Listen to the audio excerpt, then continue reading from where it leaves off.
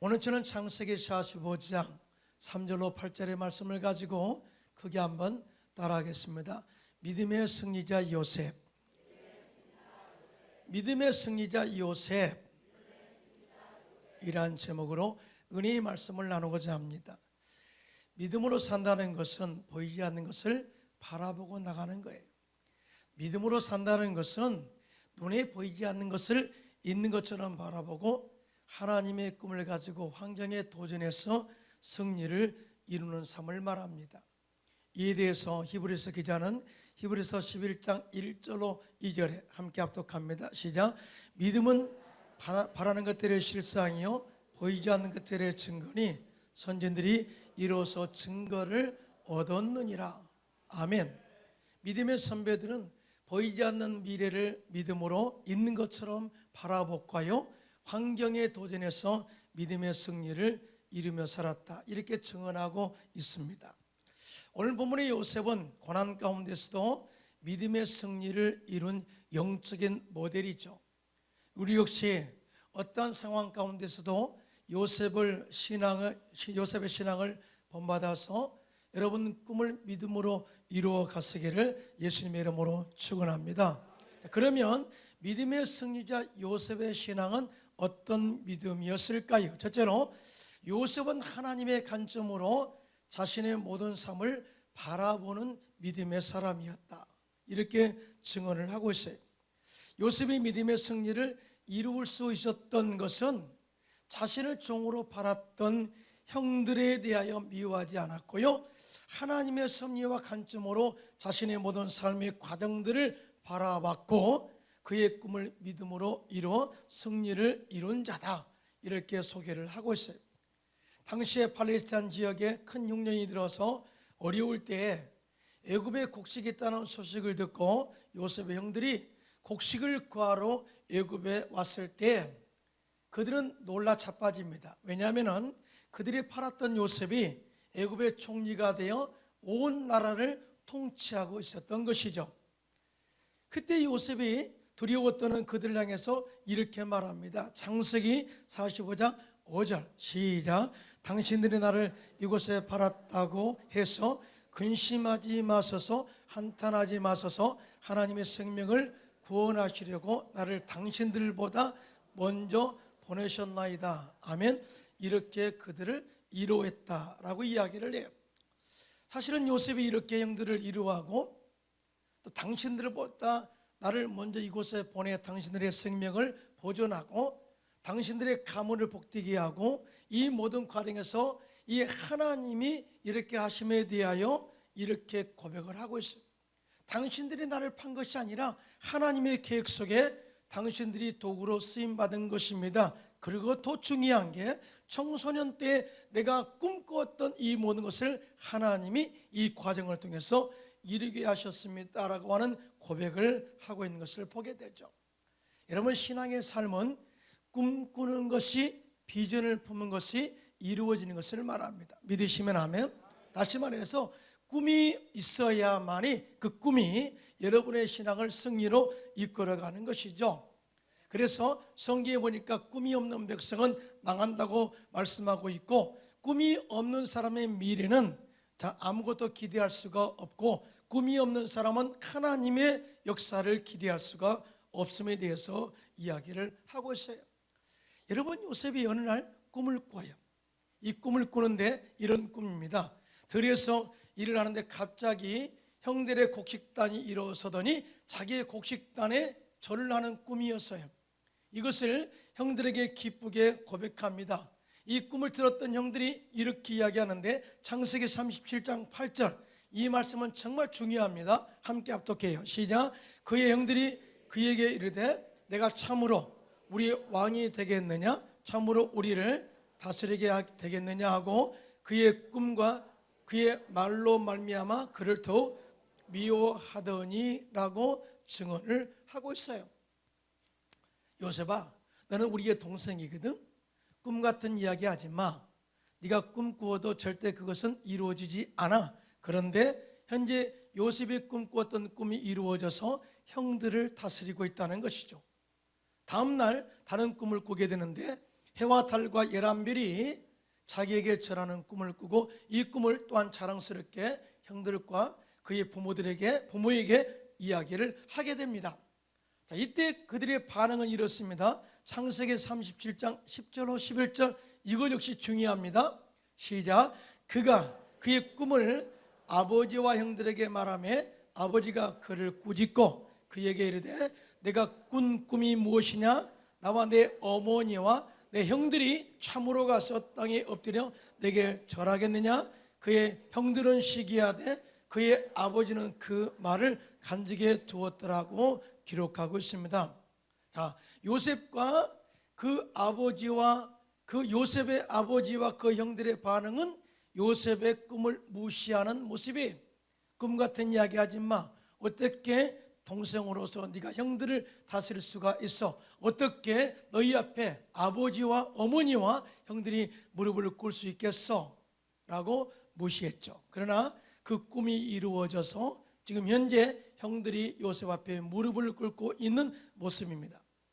자, 그런데요, 이 요셉의 형들은 더 나아가 그 꿈이 이루어지지 않도록 적극적으로 방해하기까지 하는데요. 하루는 아버지 심부름으로 도단에 양을 치고 있던 형들을 요셉이 찾아갑니다. 그때 형들이 요셉을 보고 이러한 계획을 세웁니다. 함께 보겠습니다. 창세기 37장 18절로 20절 시작. 요셉이 그들에게 가까이 오기 전에 그들이 요셉을 멀리서 보고 죽이기를 꾀하여 서로 이르되 꿈꾸는 자가 오는도다. 자, 그를 죽여 한 구덩이에 던지고 우리가 말하기를 악한 짐승이 그를 잡아먹었다고 하자 그의 꿈이 어떻게 되는지를 우리가 볼 것이니라 하는지라.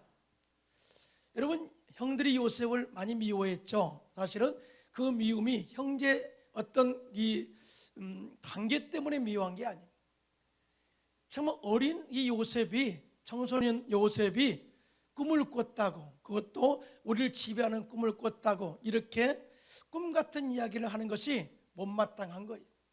그래서 요셉을 죽이자 하는 것은 그 꿈이 절대 이루어지지 못하도록 우리가 방해하자, 막아버리자, 인간적으로 철저하게 이 모든 과정들을 막아버리자 하는 계획이었거든요. 그래서 형들이 요셉을 잡아 미디안 상인에게 팔아 넘겨버리고 아버지 야곱에게는 사나운 짐승이 요셉을 잡아먹었다고 거짓 보고를 했습니다.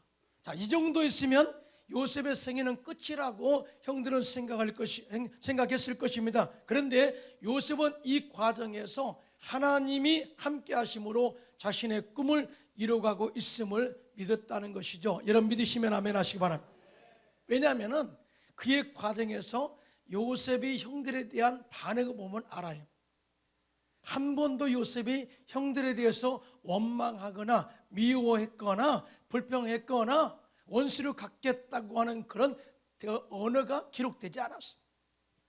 그만큼 요셉은 모든 과정에 형들이 주도해서 한 것이 아니라 하나님이 내 꿈을 이루시기 위해서 이 고난의 과정을 겪게 하신다는 사실을 깨달았다는 것이죠.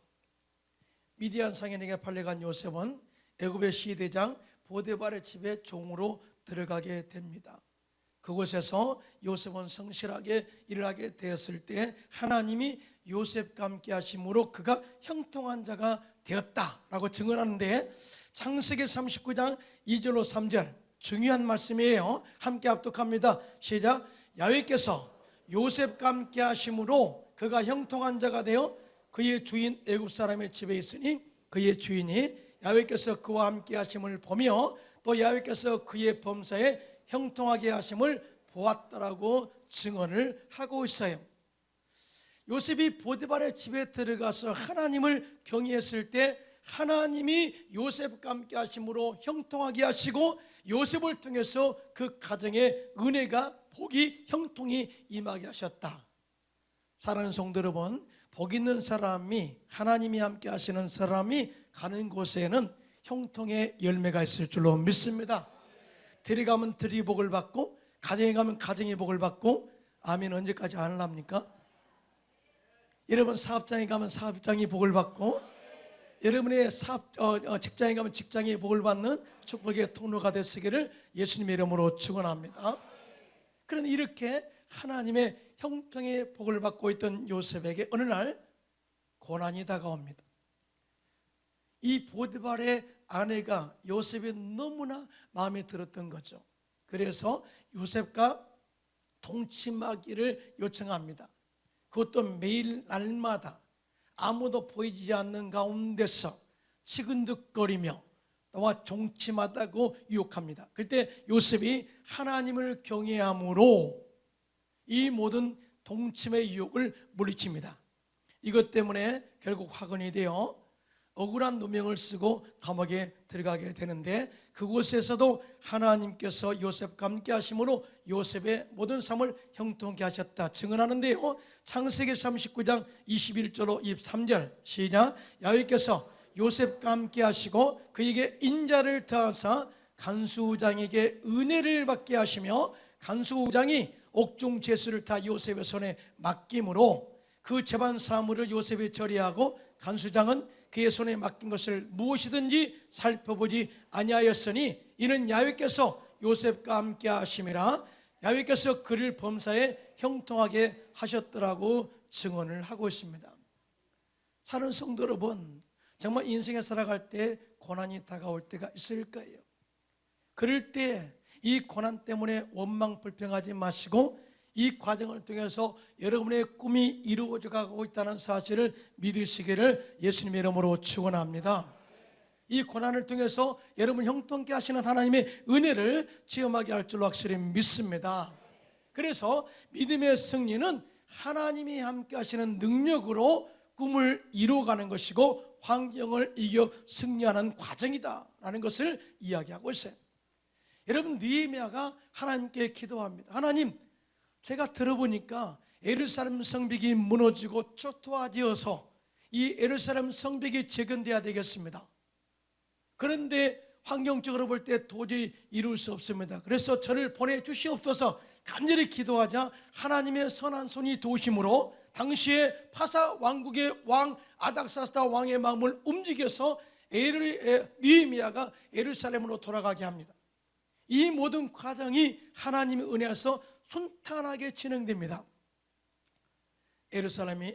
느헤미야가 예루살렘에 돌아와서 백성들과 더불어서 예루살렘 성의 재건을 시작하게 됩니다. 그런데 갑자기 주변 국가 사람들이 일어나고 호른 사람 산발락과 그의 종되었던 암몬 사람 도비야가 깐죽거리기 시작합니다.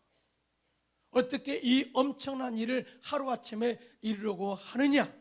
그리고 이 성이 이렇게 빠른 시일에 건축되면 너무나 약해서 여우가 올라가도 무너지리라 하고 이렇게 말로써 그들을 참소합니다. 그런데 놀랍게도 이러한 참소의 영향을 백성들이 받아요.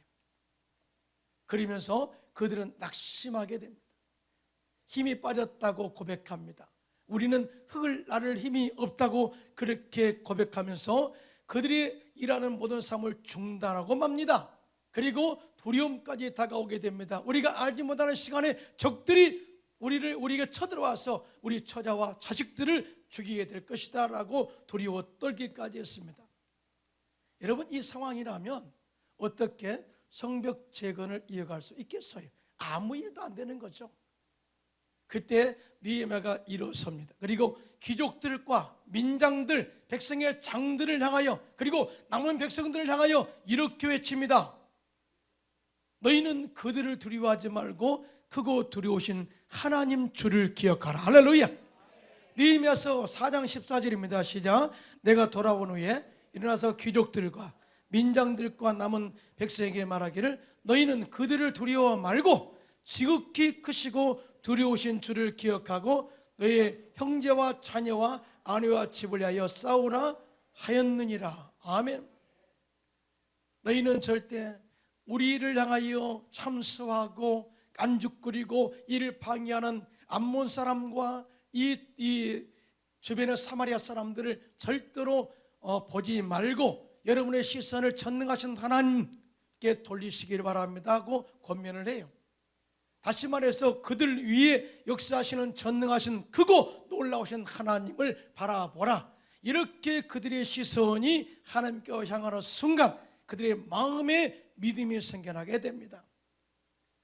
그리고 백성들을 모아 환경에 맞서, 그 다음에 주변 국가의 공격에 대비해서 무장하고 성을 지키게 하게 하였고요, 뿐만 아니라 예루살렘 성벽의 재건에 힘썼던 사람들은 계속해서 일을 하게 되었을 때 함께 마음을 같이하여 이 성벽 재건에 모든 사람이 투여됐을 때, 함께 일했을 때 무려 52일 만에 성벽 재건의 역사를 이루어내었습니다. 다시 말해서 그들의 꿈이 이루어졌다, 그 말이죠. 할렐루야. 이와 같이 승리하는 믿음은 꿈꾸는 것을 하나님의 도우심으로 이루어내는 것을 말합니다. 하나님이 우리와 함께 하시면 우리를 해칠 자가 결단코 없는 줄로 믿습니다. 이것이 바로 하나님과 함께 하시는 믿음의 담대함이에요. 담대함. 시편 118편 6절로 7절에 시작. 야이는 내 편이라 내가 두려워하지 아니하리니 사람이 내게 어찌할까. 야훼께서 내 편이 되사 나를 돕는 자들 중에 계시니 그러므로 나를 미워하는 자에게 보응하시는 것을 내가 보리로다. 아멘. 그러므로 여러분 살아갈 때 우리 꿈이 이루어지는 모든 과정에서 주변 사람들의 참소나 주변 사람들의 말로 인해서 절대 믿음의 과정, 이 모든 과정을 중단하지 마시고 하나님이 함께 하시는 믿음으로 여러분 꿈을 이루어가시기를 예수님의 이름으로 축원합니다. 요셉이 감옥에 갇혔을 때 어느 날 떡장관과 술장관이 애굽의 바로 왕에게 죄를 짓고 그 감옥에 들어오게 됩니다. 그때 친위 대장이 요셉에게 이 두 장관을 섬기게 했는데 놀랍게도 이 과정에서 요셉은 궁중의 애절을 배우게 됐죠. 뿐만 아니라 앞으로 애굽을 어떻게 통치할 것인가 지혜를 배우게 되고요, 모든 재반상을 다 그때 배우게 된 것을 보게 됩니다. 여러분, 인간적으로 생각하면 이런 놀라운 하나님의 계획을 어떻게 알 수가 있겠어요? 만약에 요셉의 인간적인 마음으로만 가득 찼다면 아마 이런 모든 환경들을 원망했을 거예요. 아니요, 불평했을 거예요. 그러나 요셉은 이 과정을 통해서 장차 하나님이 어떻게 나를 세울 것인가를 믿음으로 바라봤죠. 그래서 절대 불평하지 않았습니다. 오히려 감사하고 열심히 나에게 주어진 환경에서 열심히 그들을 섬기게 되었다. 그 후에 그들이 꿈을 꿨는데 그 꿈을 해석했는데요, 그 꿈을 해석한 대로 술장관은 살고 떡장관은 죽게 되었습니다. 그리고 몇 년이 지났어요. 하루는 애굽의 바로 왕이 꿈을 꿨는데 전 이 신하들에게 이 꿈을 해석할 자를 찾았는데 해석할 자가 없는 거예요. 근데 갑자기 술장관이 자기가 감옥에 있을 때 요셉이 자신의 꿈을 해석해서 살아났던 것을 기억해냅니다. 이 놀라운 은혜 아니에요? 다 잃어버렸는데, 요셉이 어떤 존재인지도 몰랐는데 이제는 모든 것이 끝난 것으로 생각했는데 아니요, 애굽의 바로왕의 꿈을 꾸는 순간에 하나님이 술장관을 동원시킵니다. 그리고 애굽의 바로왕에게 여차저차 자기의 모든 과정들, 자기가 요셉의 꿈의 해석으로 살아난 과정들을 다 이야기하고 이 술장관이 바로왕에게 요셉을 천거하게 되죠. 그래서 꿈을 해석하는 기회를 얻어 애굽의 바로왕의 꿈을 해석하는 내용이 이렇습니다. 앞으로 7년 풍년이 있게 되고 7년 기근이 있게 되는데 7년 풍년이 들었을 때 이걸 잘 관리해야 앞으로 7년 흉년을 대비할 수가 있습니다 라는 이 모든 것들을 자세하게 이야기해 줘요. 이 바로왕이 이 일을 맡아 할 수 있는 사람은 요셉밖에 없음을 알고 바로왕이 요셉을 애굽의 총리로 세우게 됩니다.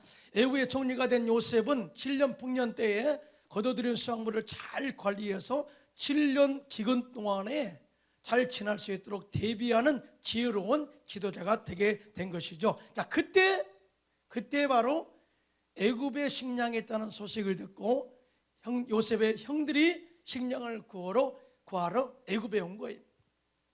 다시 처음으로 돌아가죠. 그때 애국의 총리가 되었던 요셉을 보고 그들이 깜짝 놀라 두려워하고 혹시 자기들을 죽이지 않을까 이렇게 생각했을 때 요셉이 그들에게 이렇게 말합니다. 당신들이 나를 이곳에 팔았다고 해서 근심하거나 한탄하지 마소서. 하나님이 생명을 구원하려고 나를 당신들보다 먼저 이곳에 보내셨습니다. 다시 말해서 여러분들의 생각으로 인해서 내가 팔린 것이 아니라 하나님이 이 모든 과정에서 당신의 꿈을, 내 꿈을 이루시기 위해서 이 모든 과정에 하나님이 개입하셔서 이루신 것입니다 라고 그들을 위로했다라고 증언하고 있습니다. 그게 하면 아멘 할까요? 사랑하는 성도 여러분, 여러분들이 꿈꾸고 추진하고 있는 일들이 사람들의 방해로 꼬이고 중단되고 전진이 어려워졌습니까? 그래서 그 일을 방해하는 사람에 대하여 죽이고 싶도록 미워졌습니까?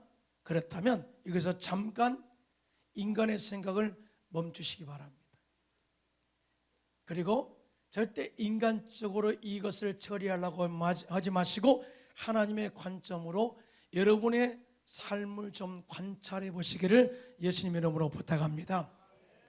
지금 나를 통해서 역사하실 하나님의 마음을 좀 알려고 기도하시기를, 노력하시기를 예수님 이름으로 부탁합니다. 그러면 여러분의 삶을 통해서 역사하실 하나님의 미래가 보이게 되는 거예요.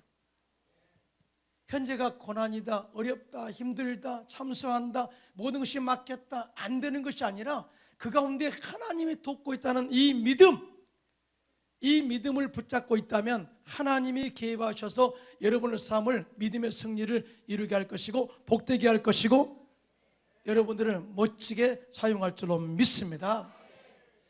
중기의 선교 개척자 허드슨 테일러 선교사님은 유복한 가정에서 태어났으나 건강이 좋지 못해 자유롭게 활동할 수가 없었습니다. 그는 11살 때 학교에 입학했으나 건강상 잦은 결석으로 정상적인 수업을 받지 못했습니다. 그는 병약한 가운데서도 열심히 공부해서 학교를 졸업한 후에 은행에 취직을 했어요. 하지만 그는 영구성 결막염 때문에 직장에서 퇴출되고 말았습니다. 그는 육체적 약함의 절망의 시절을 겪으면서 성경을 읽으면서 과연 하나님이 나를 통해서 역사하실 꿈이 무엇인가를 위해서 기도하기 시작했어요. 그러면서 깨달은 게 뭐냐? 자기 자신을 인간의 마음으로 바라본 것이 아니라 하나님의 시선과 관점으로 바라보기 시작한 것입니다. 그리고 내가 이렇게 병들어 죽을 자가 아니라 이는 내 자신을 위해서 사는 자가 아니라 바로 세계 영혼 구령을 위해서 사는 자라 라는 그 마음의 꿈을 갖게 돼요. 그리고 그가 21살 때 중국 선교에 뛰어들게 됩니다. 여러분 21살이면 아직도 학생 정도, 어떻게 보면은 자기 미래에 대하여 생각할 수도 없는 나이. 그런데 정말 하나님의 꿈과 비전을 가지고 기도한 그에게 세계 선교에 대한 꿈을 갖기 위해서 21살 때 중국 선교에 헌신하게 되죠. 그리고 천국 갈 때까지 중국인들에게 예수를 통해 복음을 전하면서 믿음의 승리를 이루는 그러한 사람이 되게 된 것입니다. 사랑하는 성도 여러분, 정말 여러분의 삶 가운데 어려움이 다가올수록, 힘든 일이 다가올수록 환경에 인간적으로 맞서지 마시고 요셉처럼 허슨 테일러 선교사님처럼 하나님의 관점으로 바라보시기 바랍니다. 하나님의 관점으로 바라볼 때 내가 살아 숨쉬는 존재의 목적을 발견하게 되고요, 이렇게 거룩한 하나님의 꿈과 비전을 품고 하나님이 함께 하시는 믿음으로 환경에 도전할 때 하나님께서 함께 하심으로 믿음의 승리를 이루게 할 줄로 믿습니다. 네, 두 번째 더 중요한 게 있어요. 자, 요셉이 믿음의 승자가 된 그 두 번째 요소는 이것입니다. 요셉은 형제들의 죄를 하나님의 사랑과 긍휼과 자비로 다 용서하는 믿음이었다. 요셉의 덕으로 애굽에 도착한 이 요셉의 형들은, 가족들은 요셉의 덕분으로 기름진 땅 고센 땅에 살면서 행복한 그런 축복을 누리며 살았어요. 그런데 어느 날 그의 아버지 야곱이 죽게 됩니다. 갑자기 야곱이 죽게 되자 그 형들은 두려워하기 시작했습니다. 왜냐하면 지금까지 요셉이 우리를 용서하는 것은 아버지 때문일 거야.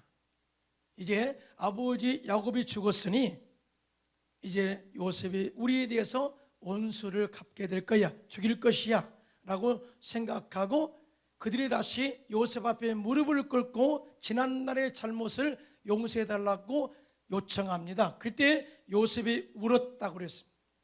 그리고 다음같이 그들을 용서하고 위로하는데요, 창세기 50장 19절로 21절 시작.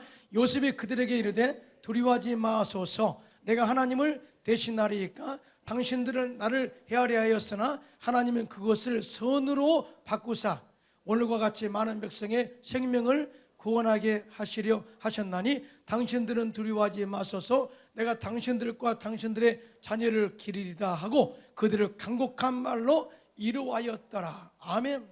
자, 요셉이 그 마음속에 가장 깊이 심었던 은혜는 뭐냐?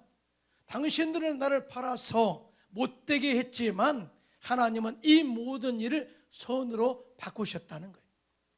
하나님이 이렇게 선으로 바꾸신 은혜를 체험한 나는 이 하나님의 마음을 가지고 하나님의 사랑과 자비와 공의를 가지고 당신들의 용서합니다라고 하는 고백입니다.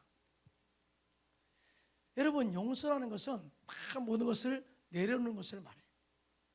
원수를 갚을 만한 여건과 환경과 능력이 된다 할지라도 원수로 갚지 않고 그냥 무조건 용서하는 것, 그것이 바로 자비와 긍휼과 사랑입니다. 할렐루야. 그 용서가 형들의 마음을 편안하게 하였고요, 행복한 믿음의 계보를 이어가게 한 축복의 통로가 되게 하셨어요. 만약에 이 요셉이 형들을 미워하고 원수를 갚았다면 원수는 원수를 낳고 계속해서 그 가문에 영원히 저주가 임했을지도 몰라요. 그런데 요셉이 용서함으로 모든 화해를 가져왔고 편안함을 가져왔고 더불어 함께 행복한 공동체를 만들어내었습니다. 할렐루야.